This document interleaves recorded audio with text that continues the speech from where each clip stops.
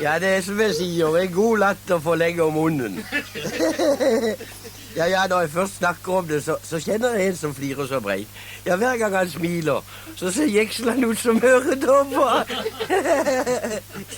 Ja, det var koselig å se dere igjen. Og så får jeg vel prøve på å kunne ta noen av disse stubbene som jeg har plukket sammen. Det er ikke sikkert at alle er akkurat like sørlandske, men det er i alle fall denne.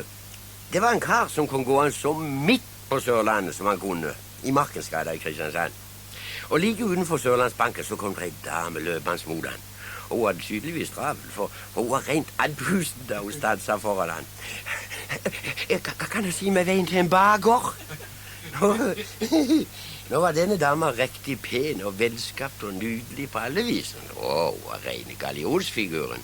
Så man kikket litt på henne, sånn opp og ned, og så sier han, jeg behøver da akkurat å være en baker.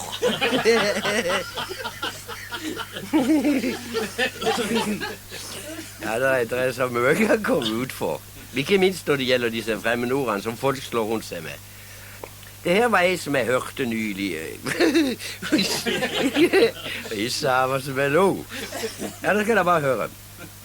Det var to venninner, sånn i middelalderen, som sto og snakket sammen, og så sier det ene til den andre. Du, hvordan kar er han egentlig, han der som datteren de er forlovet med? Jo, det var jo møtekar. Hun forstår riktig sånn et prakteksemplar på alle måter. Men dessverre, sier den vordende svigermora, dessverre så er han diabetiker. Ja, så sier du det, sa den andre. Uff, ja, det var da leit. Jeg synes da at det er jo mye greiere når de står i statskirka.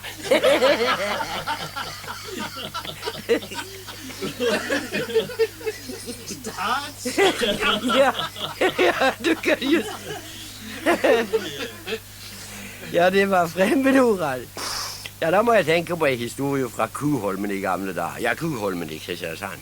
Det var nok så barnerike familier, da, du kan jo si. Og særlig var det en som stod i og oppfylte jorda. Og det rare var at han fikk bare jenter. Ja, kona, det vil jeg jo si. Det var jo hun som fikk det. Så var det så at kona ble heller litt klein og skrøbelig en dag, så han sendte bud på doktoren. Ja, doktoren kom han, og så går han inn og så undersøker han damer på kryss og tvers. Og så når han kommer ut igjen, så sier han til mannen, ja, de må nok regne med at her er en liten angina i en mars. Og trøster bedre med, sa mannen, og så vi smelver fra før.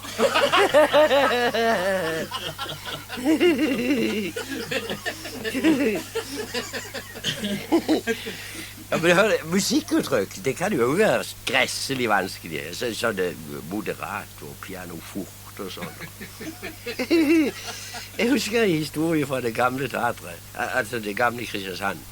Der vet du, det var jo fullt av patina og husopp og allting. Men det var ikke like greit å se fra alle plassene der. Så var det en gang det var en konsert, og det var enda en sånn fiolinist inne som skulle spille. Ja, nå heter det jo visst fiolinist, enten det er en han eller en ho.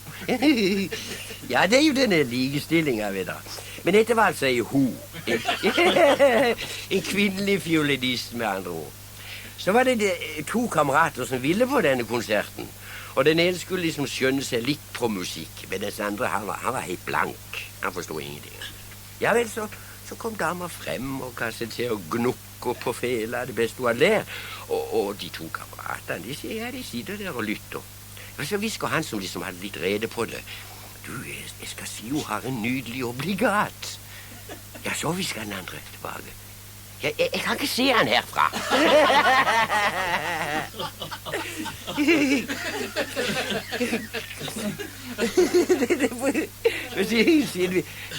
Siden vi snakker om musikk og sånn, så kommer jeg på noe som hendte for en tid siden. Det var et mannskor fra Vennesla, eller fra Øvrebø, jeg er ikke så riktig sikker. Så var de nede, og så hadde de konsert på sykehuset. Og de sang både vel og lenge.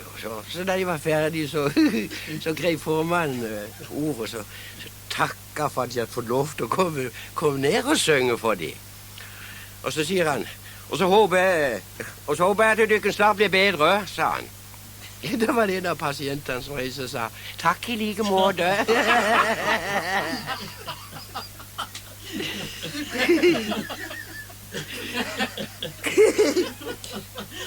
Jeg vet ikke hvorfor jeg kom på akkurat denne her stuben der. For at han handler om kannibaler og ikke om vendøler.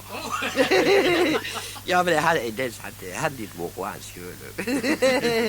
Det var altså den ene kannibalen som sa til kameraten sin: Du, jeg liker jo ikke min svigermor. Men de gjør da ikke noe disse andre. Du kan jo bare ta sos og poteter. Det er i grunnen rart, det at svigermødre alltid skal være så skydeskive. Jeg forstår ikke det der. Jeg har ingenting å klage over når det gjelder mine. Jeg har akkurat samme stedet så stammer forresten denne historien, og den går helt tilbake til radioens barndom, om jeg så må si. Det var en fisker der på øya, ja, for det var på øy dette her, som hadde fått seg radio, og naturlig nok hørte han ivrig på værmeldinga. Det var ikke noe rart. Så var det en kveld han skulle ned og så belegge båten ekstra, for det blåste så. Og så sier han til mora, for de to holdt huset sammen nemlig, han var ugift, og så hadde han en gammel mora til å stelle for seg. Vel, så sier han til mora: du får høre på værmeldinga, du, mora. Og så dermed gikk han. Og da han så kom tilbake, så spurte han: Nå, mor, åssen vær skulle det bli? Ja, du, jeg fikk ikke med meg, altså, men skulle bli noe jyske ræv og noe.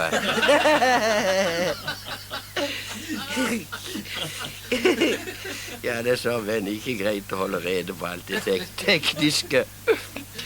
Her er historie om da de skulle ha elektrisk strøm i Kristiansand. Og det er lenge siden. Jo, det er noen år siden, ser du, men det her, ja, da må jo begripe det at det var jo litt rart den gangen, ser du. Og da måtte de gå rundt og tigge abonnenter. Og gå fra hus til hus og forklare om strømmens velsignelser og hvordan det hele skulle bli. Så kom de til ei eldre dame oppe i Påsebyen og la ut om den der strømmen, og om hvor greit det skulle bli med lys, og bare å vri på en bryd, og kjerringa var heller litt skeptisk, som de kaller det. Nei, det må heller være det der, sa hun. For det første så tror jeg ikke at de kan få alt det der vannet gjennom de tønne ledningene. Og så for det andre, hvis nå en av disse skjøre glasspærene under taket ryker, ja, så sitter jeg jo der med hele Steinfossen i hodet.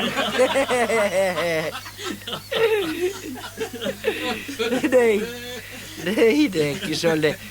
Det er ikke så lett å utpønske det tekniske alltid. Jeg vet om en kar fra Høyvåg som hadde kjøpt seg barometer i et dødsbo en gang. Men det var ikke mye til barometer. Når det sto på smukt vær, så regnet det som himmelen var åpen. Ja, og så når sola skinte som best, så viste barometeret regn og storm. Og man ble jo temmelig lei av det her etter hvert. Så var det en gang som det regnet så overhendig. Det var som om syndfloden skulle være i komminga. Og barometeret, ja, det viste smukt vær. Da ble mannen så fly for fest og sinna, vil jeg si, at da to barometre med seg og la det under taktuten der vannet sto i en eneste sprut, ser du. Kan du nå kjenne at det regner ditt nød?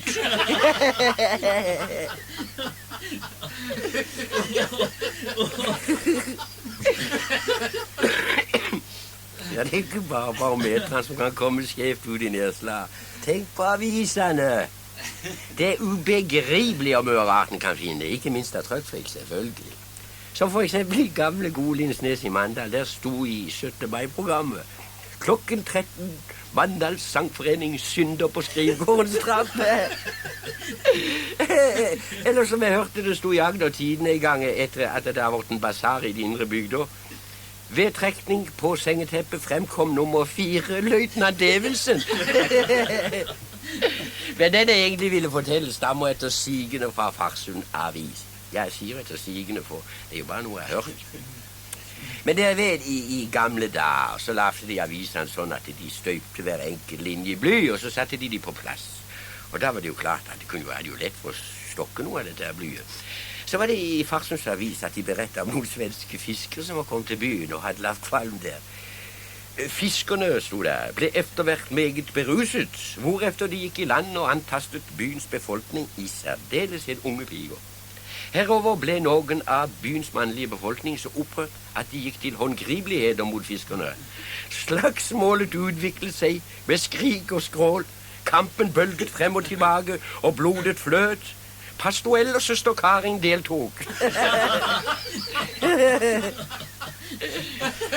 Ja. Så da får vi gå fra de ytre distrikter til de indre. Er jeg med på det, hva? Ja. Det var en forskandidat som var på noen takseringsgreier i en av de indre bygder. Og så måtte han overnatte på en gård der. Og om morgenen så skulle han utgi et nødvendig ærend. Det er jo ikke noe annet. Og det var jo riktig et storvist sted han kom til. Det var 8 huller. 8 huller! Ja, jeg har sett det og plassert seg. Men i det samme så kom det en gammel konetassen hans og parkerte seg sånn 3-4 huller unna han. Nå tenkte forsmannen at hun kanskje ikke hadde sett han, så han kremta litt. Men hun reagerte ikke. Så han tenkte hun kanskje var litt tunghørt, så han ga på litt grann. Men det var ikke et pip å høre fra kjerringa. Hun bare stelte seg til og gikk i gang med sitt. Da slo mannen til for full. Så snudde kjerringa seg mot han og sa, ja, så sa hun, så du er forkjøla du òg.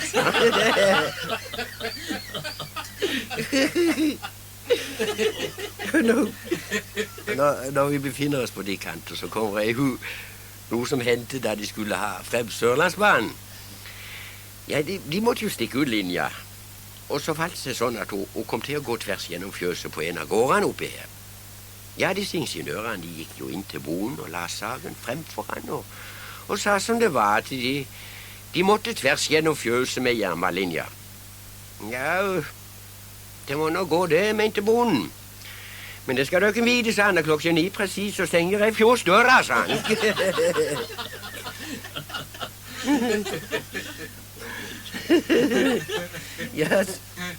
Ja, Sørlandsbanen, ja. Ja, da jeg husker sånn stas det var da han kom. Vi hadde enda besøk av kongen og kronprinsen, og i den anledning så var det jo om å gjøre at byen presenterte seg i sin peneste puss. Det måtte jeg jo si. Og så var det en som drev litt med filler og beinsånd, og han hadde ikke skjeften sin akkurat i den ruta kongen skulle kjøre. Og det så jo ikke ut, alskens stredler og slang på fortau, og det var jo ren Sodoma. Så sier en av naboene til henne, nå får du forsørge meg, sier du, få vekk alt det der som ligger på fortauet her. Hvorfor det, sier slavhandleren? Ja, kongen kommer jo. Er han sånn han stjeler?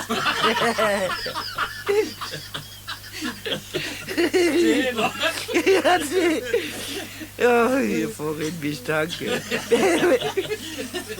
Men fra Sørlandsbank til det hinsidige. Hva hinsidige? En kan gjøre så mange tanker, ikke minst båndene. De båndene. Jeg husker en dag at en liten gudung som jeg kjenner var med mora på kirkegården og skulle stelle på mormors grav. Og han spørte jo fælt, kan jeg drive. Og mora forklarte at mormor, hun lå der nede i jorda, men sjelen, den var i himmelen. Og småen hørte på det der, og mora syntes hun hadde forklart det så greit hun kunne. Men så sa han, jeg vil ikke ha det sånn, for når jeg blir død, så vil jeg være i en bedød. Ja, i det hele tatt, unger. Jeg husker jeg var uten tur sammen med en liten jese, og alle ting så vi en hest som stod tjora i et gjerde på Lonsia. Tenk en hest, hva? Det er jo litt så sjelden som et fly var i gamle dager. Og så sier jenta, du onkel, kan han gå den der? Ja visst kan han gå, svarte. Hvordan kan du tro noe sånn? Jo, for jeg så just han sleppte ut all bensinen. Ja, du finner først deg inne på unger, så kan du jo holde på i det uendelige. Jeg husker det om han der lille gudungen som kom hjem fra skolen. Det var en der rundt påsketider. Dette her, og så spurte han en dag ved middagsbordet. Mamma, H.C. Andersen levde han på Jesu tid? Nei, hvordan kan du tenke det, sa mora. Jo, for frøken sa enda at Jesus red inn i Jerusalem på det, og der sto alle jødene og vifta med palmegreiner, og så ropte de, H.C. Andersen i det høyeste! Ja, men det er jo virkelig yndig. Ja, det er deilige. Ja, det er fort å havne i misforståelser. Jeg glemmer ikke da jeg var i det militære. Jeg var sammen med en som var så håpløs, han var helt utenom. Jeg tror faktisk han gjorde seg litt verre enn han var, bare for å slippe litt billigere. Det verste var det en gang da sersjanten spurte han, hør er det ikke, sa han, og mener vi med strøken kod? Og Peter han svarte, havregryne.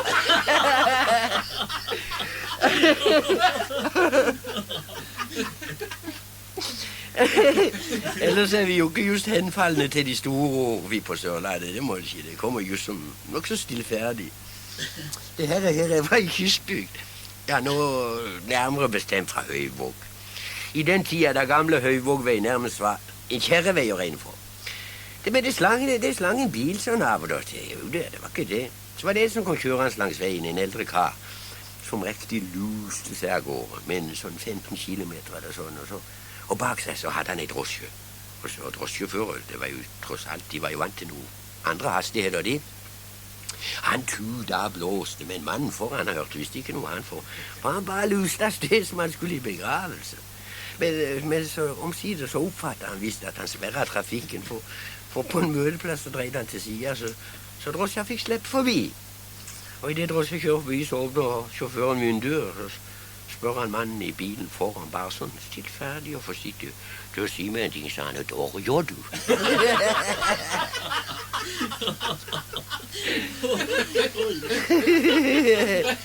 Ja,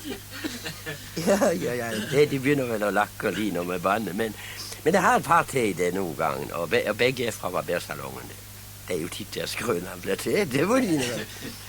Det var en kunde som kom inn og så skulle barberes. Men det sier jeg det sant til barberen, at hvis du så mye som skjærer i rift i hua på meg, så skal jeg vri rundt nakken på deg. Men barberen han var ikke småstøkken han. Ja, jeg kan ingenting garantere, sa han, men jeg kan i alle fall love deg å skjære så tønne skiver som mulig. Ja, så var det en til fra samme bransjen. Det var jo en som skulle barberes, og barberen hadde vært ute og basset seg litt kvelden før, så han var ikke riktig sånn støp på han her. Og dermed så kuttet han mannen den ene gangen etter den andre, så blod begynte å renne litt av det her. Så sier han liksom sånn for å avlede litt på det der, sånn, åssen er det så han vil da ha noe i ansiktet? Og kunden lysner litt opp, ja, sa han, det hadde vært fint om det hadde spart nasa.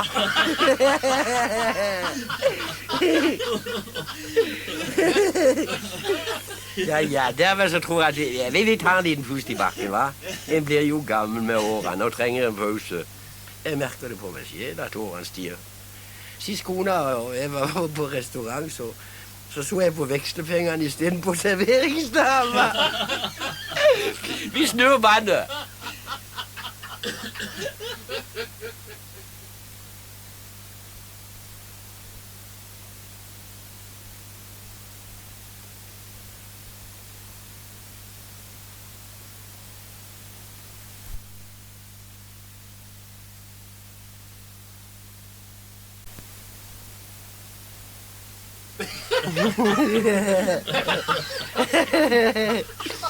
Ja, det stopp da. Det var dette med årens gang. Jo, visst blir vi eldre etter hvert. Det kommer jo ikke ut noe det. Så det er kanskje greit at vi får ned noen av disse historiene på vann før de forsvinner ut i atomalderen. Og det setter meg forresten på i de der. En liten bemerkning jeg hørte forleden. Det hadde vært jubileumsfest i en eller annen forening. Og det eneste æresmedlemmet ble oppfordret til å si noen ord. Ettersom han var godt over de 80, så husker han temmelig langt tilbake. Ja da. Ja, sa han, når jeg tenker på i dag, og den gangen da jeg var med og stiftet foreningen her, så må jeg si om meg selv som de sa om den gamle brannsprøyta. Tung var og lite vann gav.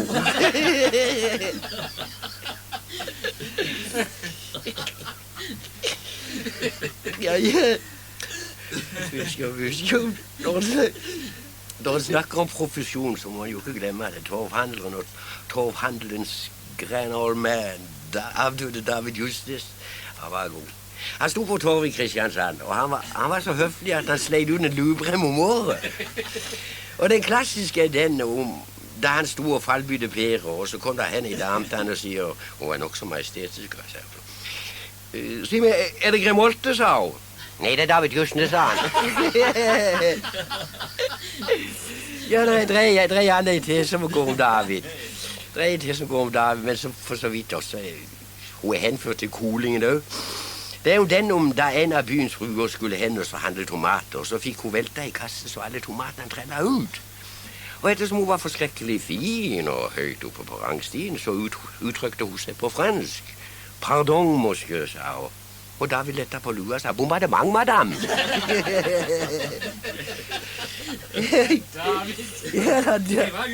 Han kunne det, han. Ja, det er så rart med det. Historien går opp og forsvinner. Noe er galt, og noe er riktig. Men torvhandlere og fiskehandlere har vel egentlig hatt en egen evne til å være historieskapende. I alle fall på våre breddegraver. Det var en fiskehandler i en av sørlandsbyene, jeg skal ikke si offeren, som ikke akkurat spytta i glasset. Det var så. En nyttårskveld hadde det vært særlig livlig, ser du, så han var ikke riktig kommet seg da han gikk på brygga tidlig om morgenen en nyttårsdag. Ja, han var såpass ustø på beina at han tok en overhaling og havna i fiskekummen. Ja. Og ettersom det var iset og glatt, så var det jo kul å komme opp igjen. Og der lå han og spradda blant torsk og sei og kolje. Da den første kunden åpenbara seg, vet du. Og kunden fikk se han der han lå og plaska. Og du, han styr, han sa han har vareopptelling. Ja. Ja, det var før jeg sagt det. Unger er noe for seg selv. Da må ha noe av det. Jeg husker ganske spesielt en gudunge til en av naboene. Han ønsket seg så inderlig en hund. Ja, en bikkje altså. Til jul. Og så tenkte faren som så at nå skulle han ta riktig godt i. Så han kjøpte en sånn en Sankt Bernhardsson. De der svære beistene, ja. Så når dyret ble leid inn, så gudungen jo som litt tvilrådig på han. Og så sa han, hæ? Er den til meg, eller er jeg til den, sa han. Ellers er det jo ikke så sjelden at ungene tar farve av foreldrene. Det må jeg si, det er jo helt naturlig, ikke sant? Og jeg tenker da spesielt på den lille sønnen til en entreprenør vestpå. Mora ventet en liten, og denne vil han nå små, han vil så gjerne ha han til påske. Men mamma, hun var ikke riktig innstilt på det der. Kanskje det Sankte Hans, mente hun. Men til påske? Nei, det var umulig. Men småen viste at han var sin fars, entreprenørens sønn. Han sa med erfaringens tyngde, så er det ikke annet å gjøre enn at vi får sette på flere folk.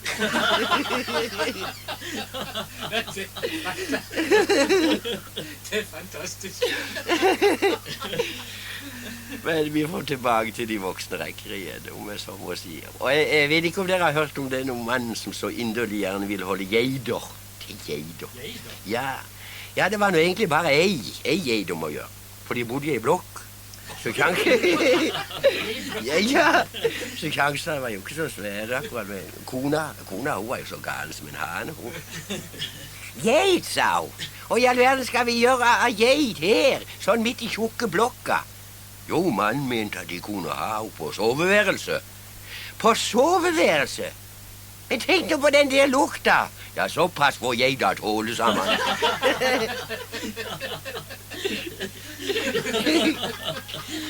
Ja, det var jo ikke så dedikatius. Men jeg er redd for at jeg må knalle til med ei av samme slag her, for jeg kom just på en passasje fra Aunadalen, var det vel.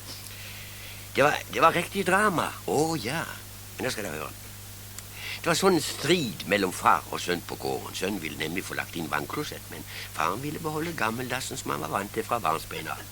Så var det sønnen pønsa ut en liten plan. Han ville simpelthen sprenge gammeldassen i lufta. Og legge under et par gubber og så smelle løs, og dermed så var de over og ut. Ja vel, så tenkte han reiste til byen og fikk fatt i dynamitt og lunt og knall og stelte det hele opplegget i stand selv. Så la han gubbene i selve grunnmuren på lokaliteten og tente på og løp. Men i det samme så ser han at til sin forverdelse at faren går inn i vestehuset. Hoi! Han ropte og skreik, men gamle hørte ikke så godt. Og dermed så smalt det.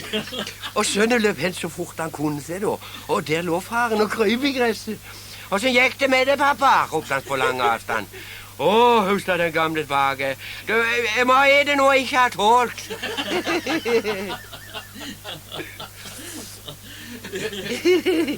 Når han akkurat er inne på sånne intimiteter, så må jeg huske da jeg var på sesjonen. Vi skulle jo legeundersøkelser. Og så måtte vi klæde av oss og stå splitter nagne.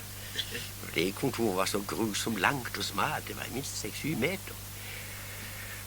Og innerst inne så satt legen og så fryktinngytende ut med stjerner og striper.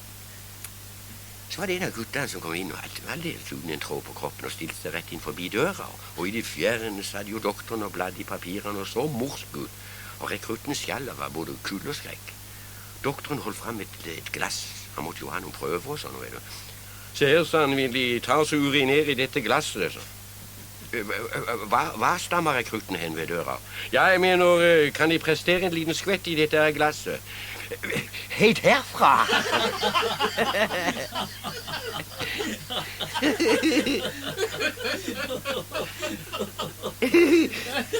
Ja, det er lenge siden sesjonen.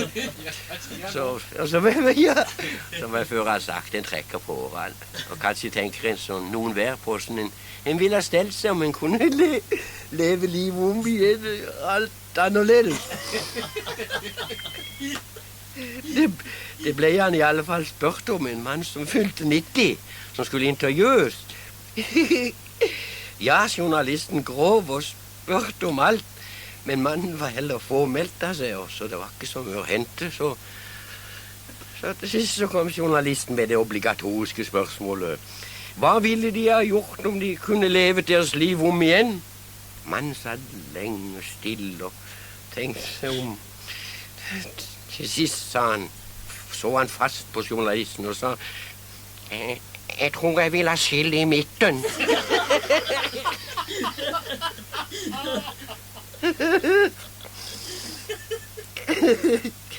Ja, da får jeg hive på i samme sjangeren. Det var også en gammel kall som ble intervjuet, og journalisten spurte hvordan han hadde stelt seg for å bli så gammel. Jo, og jubilanten, han hadde resepten klar, han. Ingen alkohol, ingen tobakk, aldri feit mat, aldri spise seg helt mett. Mye turer i frilufta og sånn ellers tilbakeholden stort sett. Så fikk journalisten se en som var sånn så eldre og mer raffeldig ut, og så tenkte han at det kunne være interessant å høre hvordan opplegg han hadde hatt. Og det ble andre boller, det må han si. Han hadde røykt som en skorstein, drukket som en kamel, spist både likt og ulikt, og dovnet seg og dratt seg gjennom hele livet. Ja, så det var interessant, sa journalisten, og skrev så blekket spruta. Hvor gamle så de da? 36.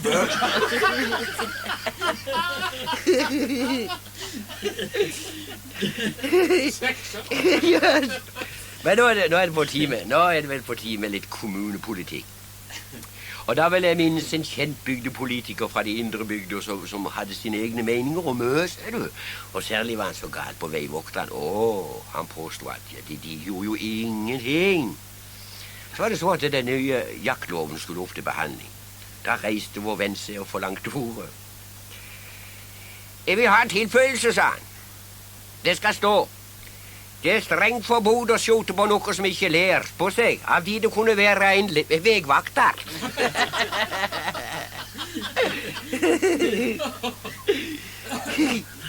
Siden vi er inne på veistedet, så må jeg minnes en kort og fyndig replikk fra Tofta de gamle dager.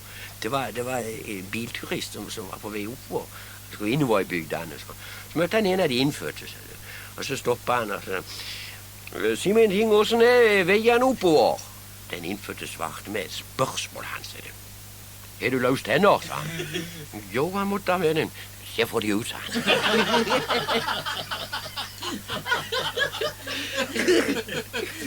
Det var just på en sånn en sval og kronglete bygdevei at de møttes de der to bilister.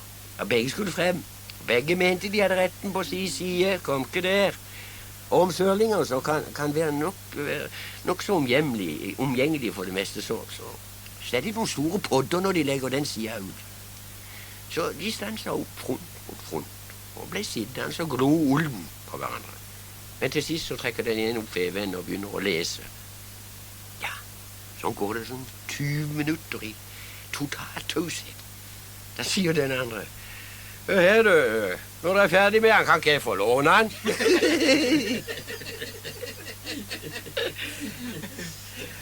Nei, da må jeg tilbake til krigens tid igjen. Og de av dere som er kommet til sjelsår alder, vil jo huske hvordan en drev og reiste på land og hamstra for å få litt å eksistere på.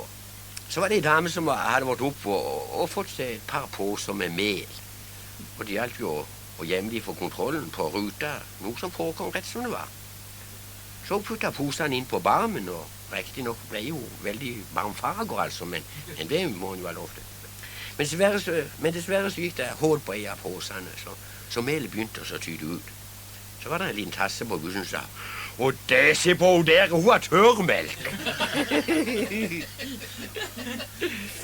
Ja, nå vil jeg enda lenger tilbake i tida, til de harde 30-åra, som er blitt både sang og saga etter hvert. Det var 2 stykker som hadde emigrert til USA, 2 kamerater. Men det var kleine tider derover den gang, så de skilte lag og prøvde lykke på hver sin kant. Den ene havna i Salt Lake City, der det gikk heller kleint for han.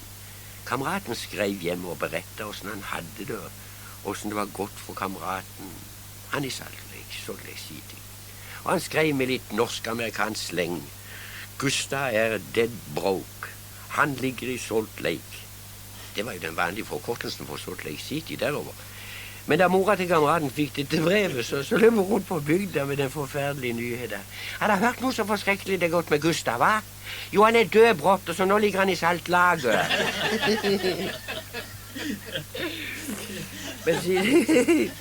Men siden vi er over i Goddost Country, så får jeg ta med derifra. Det går tross alt noen 100 000 sørlendinger og streker i USA i dag.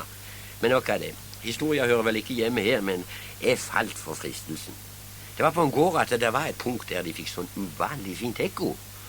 Og det var jo heller en sjeldenhet. Men så skulle de forbi med jernbanen, og så måtte de jo sprenge en svær skjæring der.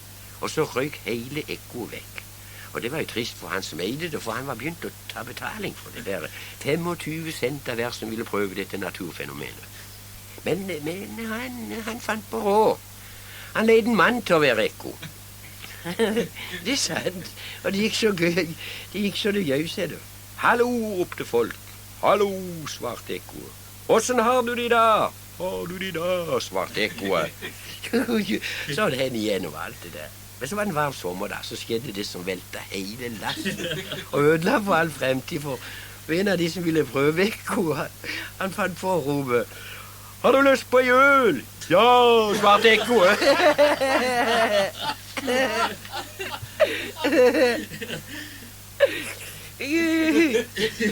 Jeg pratet litt om elektrisiteten i stad, om da han liksom debuterte på våre kanter.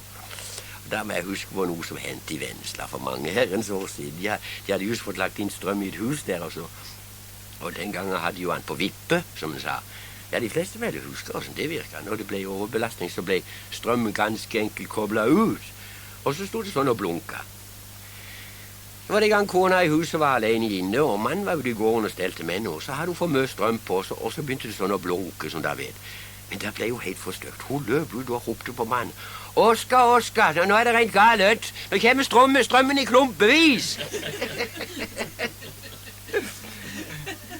Ja, det var mest som gamle Theodor. Ja, noen hadde husket han kanskje. Han hadde enda protese. Ja, gebiss, for å si det da. Eller løstenner, som de sa før. Og de ser at hendene passer ikke riktig til resten av Theodor, med som å si det. Tennene gikk ned når munnen gikk opp, og omvendt. Så var det en av kameratene som sa til han. Det er Theodor, hvis jeg var det, så ville jeg heller få tennene på måler i stedet for på vippe.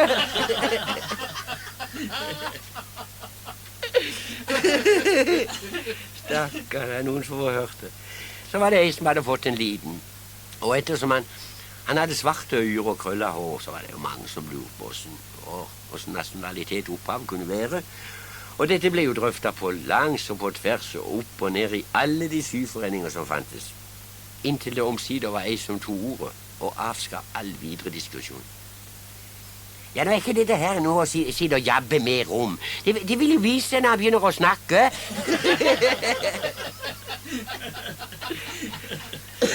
Ja.